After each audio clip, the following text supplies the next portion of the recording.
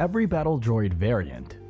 B-1 battle droids, also called clankers or tinnies, were the most common battle droids used by the Trade Federation. They were made by Baktoid Combat Automata and Baktoid Armor Workshop. Although made in huge numbers, B-1 battle droids were weak, cheap, and easy to destroy.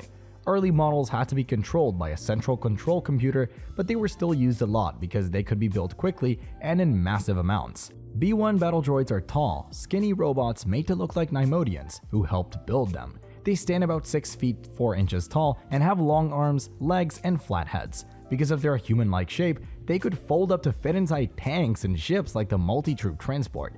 They could also drive vehicles and use tools made for humans. These droids could also talk and often had funny, high voices. That noise, didn't you hear it? They were built cheap and simple, which made them fragile and not very smart. But with so many of them, they could still easily win fights. Other droids, like the Droidekas, which we'll talk about a bit later, were stronger and harder to stop but cost more, so the Separatists didn't use as many. During the invasion of Naboo, Viceroy Newt Gunray and the Trade Federation used the droid army to take over the planet. Most of the B-1 battle droids fought the Gungan Grand Army at the Great Grass Plains, and after landing, the droids marched right into Theed, the capital city, and took control. But in the end, the whole army stopped working because Anakin Skywalker destroyed the droid control ship in space, which also destroyed the control computer that controlled all the droids. After the Clone Wars, B-1 battle droids stopped being produced. They were old, weak, and they were replaced by stronger droids. Many were destroyed during the war, and the rest stopped working when the Empire shut down the droid control ships that ran them. But some groups still used old B-1 droids later, but mostly they were retired and no longer main soldiers. And up next, we got the B-1 droid Commander variant. Now, these were a variant of battle droids used by the Trade Federation and the Separatists during the Clone Wars. Their job was to lead and direct other droids, but they usually took orders from real people and smarter tactical droids. Some well-known commanders were 9, who led the droids during the Battle of Naboo, and B-1268, who was part of a group that stayed behind on the planet Agamar. You could tell these commander droids apart because they had dull yellow marks on their bodies, but they were just a type of B-1 battle droid. During the Clone Wars, at least one fought at the first Battle of Geonosis and was then destroyed by Jedi Master Mace Windu.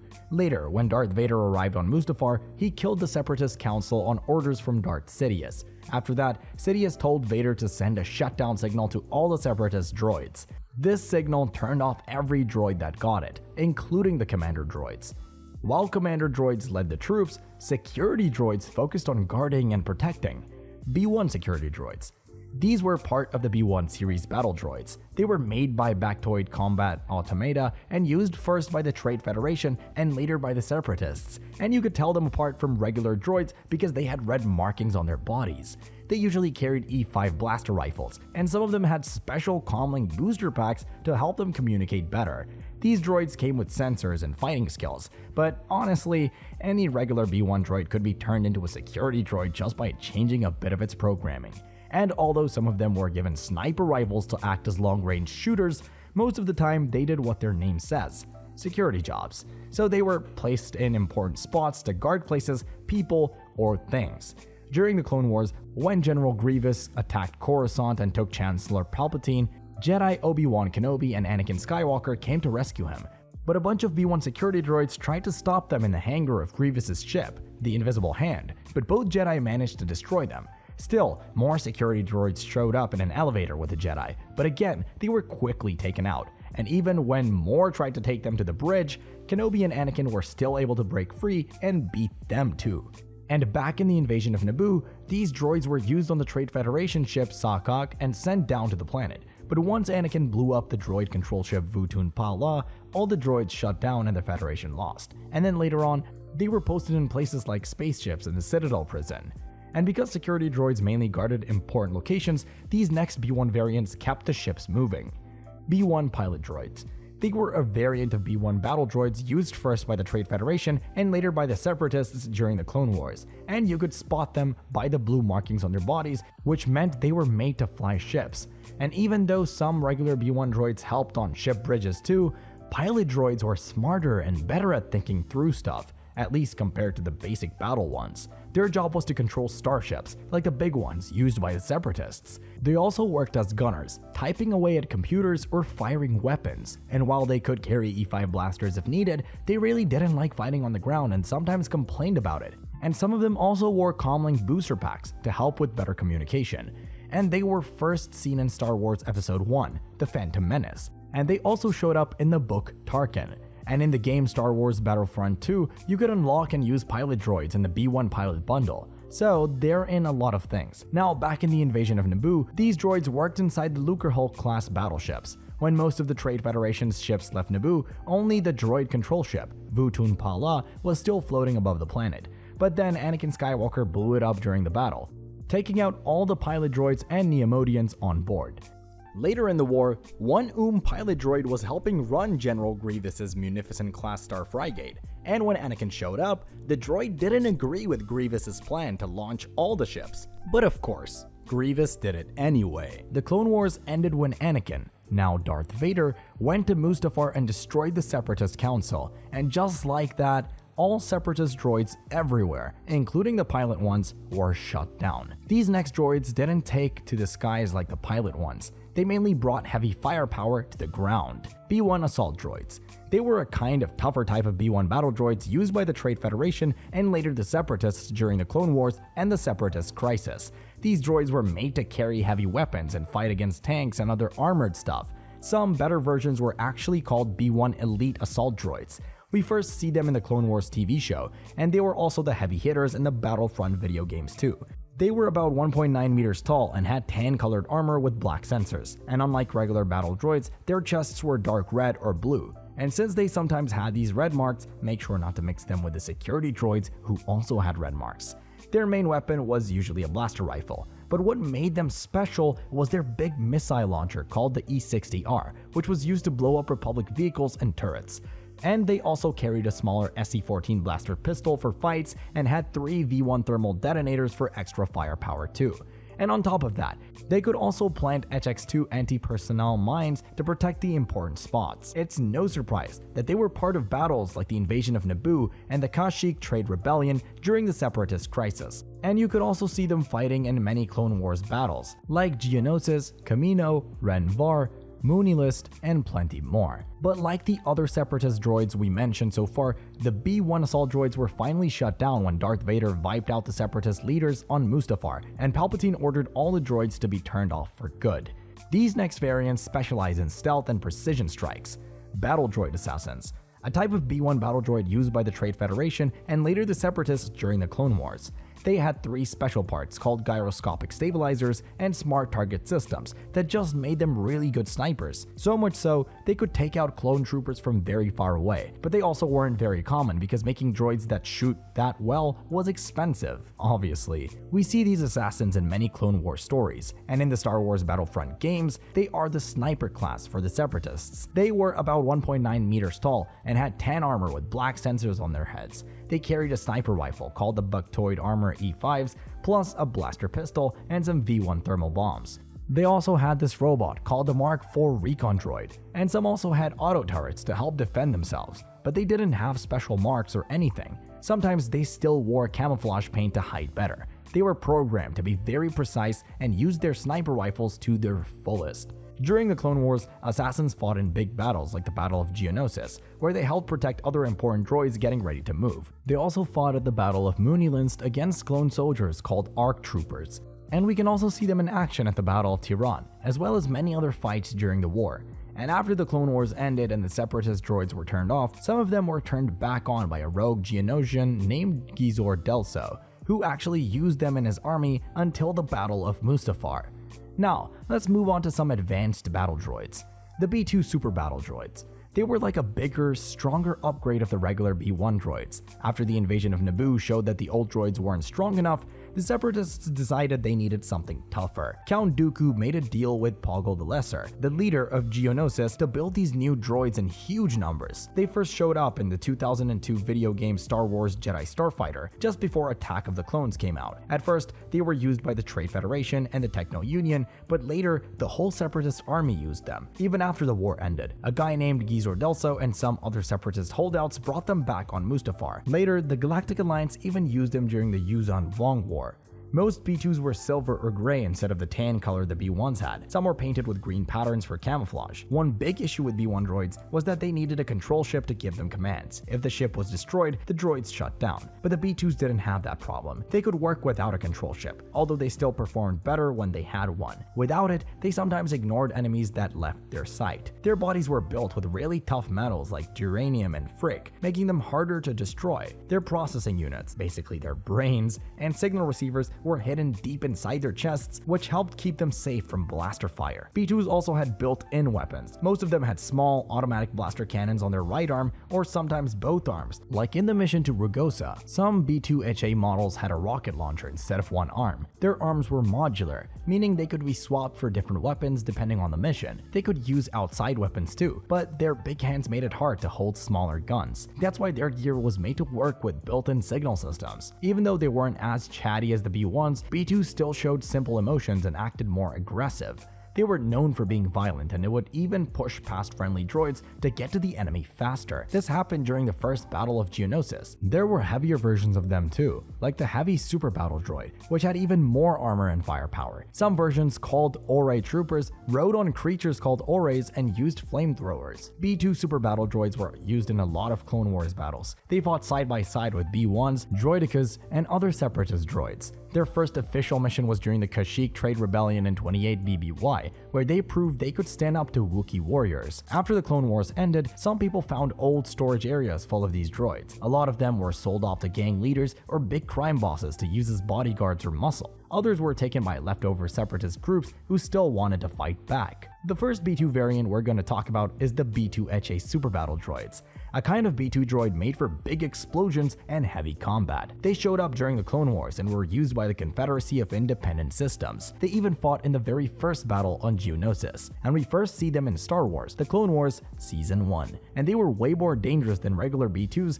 because they had a powerful built-in rocket launcher that could shoot homing missiles, and that made them great at just blasting through enemy lines. They weren't really smart leaders, so they usually just led small squads of droids or protected important spots during battles, but they still contributed a lot, you know. One of them was part of the droid team led by ADW4 on the planet Histrik, while another one was in charge of some B1 battle droids on Rhodia. And even after the war, some B2 HAs were reused. During the Imperial era, the Bedlam Raiders found and reprogrammed a bunch of them on the planet Kobo. One of these droids was a special version called B2D2. Also, at the start of the Clone Wars, one of these B2 HAs worked for Asajj Ventress, one of Count Dooku's deadly apprentices. And later on, during the C.I.S. takeover of Onderon, at least 3 B2 HAs were seen helping the droid army. One of them even got into a fight with some local rebels just outside the capital city. Most B2 HA super battle droids were shut down and taken apart after the Clone Wars ended, but like we mentioned before, a few were found later and reprogrammed, so while most were destroyed or scrapped, some kept going under new control. Next is the B2RP. Also called the Rocket Droid or Jetpack Droid, was another variant of B2 Super Battle Droid used by the Separatists during the Clone Wars. These droids were built by the Techno Union and came with jetpacks that used small repulsor lifts to help them fly. Because of their jetpacks, they could fly right into enemy ships and simply start fighting inside. At the Battle of Quell, a huge group of them flew onto a Republic cruiser where Jedi Ayla Secura and her troops were, and they got inside fast and forced the Republic fighters to escape the ship. And in another battle, one of them actually hit R2-D2 with a blaster shot and damaged him. But later in the war, an upgraded version came out called the B2 Super Rocket Trooper, and that's the one we'll look at next, the B2 Rocket Trooper. Simply a better version of the B2RP droids, they were made near the end of the Clone Wars by the Separatists. These droids had big jetpacks on their shoulders and smaller thrusters on their ankles so they could fly. They also had these really cool wrist blasters with 4 barrels and glowing red eyes like the regular models. They of course fought in battles, like the one on Ringo Vinda, and there they fought with Droidekas to push the Republic army back after Jedi Tiplar was killed by a clone named Tiepi, who had a malfunction. They were then sent with an HMB gunship and buzz droids to capture Tiepi, and then 4 of them helped take down Republic starfighters and then just charged into a shuttle. They wiped out the clone troopers inside so the buzz droids could have time to grab Tiepi. After that, they just guarded the shuttle carrying Tiepi and then flew it straight to Count Dooku, but they never actually made it. And also, one of the many battles these droids took part in was the Battle of Anaxes. But like all Separatist droids, the rocket troopers were shut down when the Clone Wars ended, after Palpatine sent out the signals that turned them all off. But some were still brought back later by leftover Separatist groups. Now, let's delve into some specialized battle droid variants. First up, Droidekas, also called destroyer droids or just destroyers, were a special variant of battle droids, and clone troopers even nicknamed them rollies because they could roll around fast. These things have been around since the Battle of Geonosis, and later the Confederacy of Independent Systems fought with them in the Clone Wars, and we can see them for the first time in the Phantom Menace. These were made by a species called the Colicoids on a planet named Kala 4. They were considered super dangerous, built to wipe out enemies quickly. I mean, they could curl up into a ball and zoom around really fast, and up to 75 kilometers per hour. They could stand on 3 legs, turn on a strong shield, and blast their targets on the spot. Their armor was made out of this metal called bronzium, and they packed a lot of firepower. But their coolest thing was that they had this twin repeating blasters and personal shield generators that protected them from almost anything. And when clones tried to attack them in large numbers, Droidekas mowed them down easily. Really, the only ways to stop them were using EMPs to shut down their shields or calling in big artillery strikes. Droidekas were hard to destroy because their shields let their blaster shots go out but blocked anything coming in. That made regular blasters or small guns basically useless against them. Before the Naboo invasion, Jedi Qui-Gon Jinn and his student Obi-Wan Kenobi actually fought Droidekas on a droid control ship. And also during the Battle of Naboo, these droids destroyed Gungan droops and even blasted the shield generators carried by giant creatures called Famba. Later, they were part of the Separatist droid army in the Clone Wars, fighting against the Galactic Republic. And when Darth Vader wiped out the Separatist Council, the Droidekas were ordered to power down. But even after the wars ended, some of them managed to stick around. Like one named the Unwinder became a gladiator champion in an arena, and another was fought in a scrap heap being used by scavengers called the Bidvel and Davil. Then we have the BX series droid Commando. They were usually just called Commando droids, and they were a variant of battle droids made for secret missions, and they first showed up in the Clone Wars TV show. They looked a lot like the regular B1 battle droids but had different shaped heads and bigger white eyes. Their voices sounded deeper, kind of like the B2 super battle droids. Plus, they could change their voices to confuse enemies, and they could also jump and move quickly, unlike regular battle droids. The leaders, called captains, had white marks on their foreheads and chest plates, and they often used vibro swords. When Captain Rex was resting at Cut Loquane's farm, some broken BX droids in an escape pod crashed nearby. Cut's kids, Shia and Jek, accidentally turned the droids back on, and even though the droids were damaged, they attacked the farm and almost beat the defenders. But after a long fight, Cut and Rex managed to destroy the droids. Next, the T-Series Tactical Droids, a variant of battle droids made by the Bactoid Combat Automata for the Separatists during the Clone Wars. Unlike the regular B1 battle droids that fought on the front lines, these droids were designed to think and plan battles. So basically, they acted like commanders, helping to organize and lead the droid armies instead of just fighting. They looked a bit different from the regular ones. Their bodies were boxier, and they often had different colors to show their rank or role. They had this awesome software that helped them figure out the best ways to fight and how to control all the other droids in battle. And during the Clone Wars, we can usually find T-Series tactical droids in safe places like control ships or strongholds. But from there, they could direct big attacks and manage droid forces without getting into direct fights themselves. And as we mentioned many times by now, when the Clone Wars ended and the Empire took over, most of these tactical droids were shut down or destroyed. But again, some pieces of them were found later by different groups who turned them back on, mainly for their knowledge and intelligence. And then we got the IG-100 MagnaGuard. These were made by a company called Holowan Mechanicals. These droids also worked for the Separatists during the Clone Wars, and they weren't regular battle droids. They were stronger and smarter, built to mainly guard important leaders like General Grievous and Count Dooku because they were trained to fight better than normal droids and were really good at protecting their bosses. They were almost 2 meters tall and had silver gray armor that made them look like strong humanoid robots. Their main weapon was an electro staff, which would block lightsaber hits because it was made from this special metal called Frick. This, of course, made them dangerous when fighting Jedi, who usually used lightsabers, and even if a MagnaGuard lost a hand or even their head in a battle, they could just keep going on because they had a backup system in their chest, which made them very hard to stop. They weren't just programmed with basic commands too, they could actually learn and adjust while fighting, which made them smarter opponents. General Grievous himself trained many MagnaGuards and taught them how to fight with advanced skills, even using lightsabers sometimes, and some MagnaGuards even wore cloaks like Grievous's own, showing how close they were to him. They showed up in many fights during the Clone Wars, such as the big battle that was on the planet Utapau, where they fought Jedi Obi-Wan Kenobi. But even though they fought hard, Obi-Wan still beat them in the end. And yeah, you guessed it. When the Clone Wars ended and the Galactic Empire took over, most MagnaGuards were turned off, but some were turned back on later by people like Gizor Delso, who used them in his own army. Finally, we have the AQ series battle droids, also called the Aqua droid. They were a kind of battle droid variant made for fighting in water. These droids were built by Howard Chal Engineering Corporation and were used by the Separatists during the Clone Wars. They were made to swim really well and could fight in places like Commando and Mon Cala, which are watery planets. They were bigger and bulkier than the regular B1 battle droids. They stand almost 3 meters tall and have strong, wide shoulders and long legs, and their heads were shaped like polygons and can tuck into their bodies to swim faster. And their feet can change shape too. They can also walk on land or turn into propellers to move quickly underwater. They were painted blue to blend in with the water around them. These droids have a laser cannon that comes out of their right wrist. This cannon can also shoot little grenades or missiles, kind of like the B2 super battle droids. They are strong and tough, almost like B2 droids, but look a bit more skeletal. But on land, Aqua droids move slow and heavy, which kind of makes them easy targets for enemies. So this made them less effective in some battles, like the one on Commando. They still took part in important battles during the Clone Wars. They helped General Grievous by putting back together big weapons from wreckage. They also fought in the Battle of Mon Cala, where they reported to their commander, Riff Tamson, after the Separatists lost their radar and sonar because of a Jedi attack. So there's a reason why they're recognized as a real battle droid type in the Star Wars universe. Their special ability to fight underwater makes them unique among other battle droids.